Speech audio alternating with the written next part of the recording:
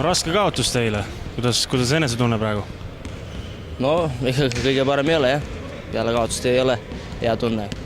Lasite alguses kohe vahe sisse ja vastased jõudsidki lõpuni seda hoida, et võib-olla lõpus oli ka natuke vähe õnne, sul üks kolmene põrkas välja, et räägi mängust. Nojah, alguses nad tulid agressiivselt peale, eks hästi, ja lasime ennast ära suruda. Ja siis said soliidse edu sisse ja suutsid seda lõpuni hoida. Et oli vahepeal nagu tundus, et saame nagu järgi, aga lõpus jah, võib-olla natuke õnne oli ka vähe. Kuidagi tundus ka, et rünnak ei sujunud väga hästi, päris palju sellised vale sööte.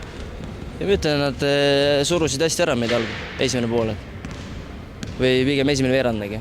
Et pärast, kui meie nagu kaitses agressiivselt hakkasime, siis oli nagu pilt teine juba, aga aega ei väheks.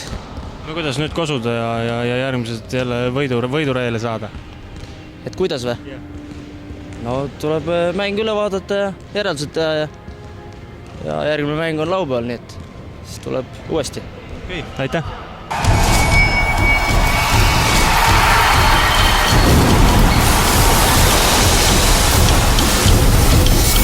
Triobet.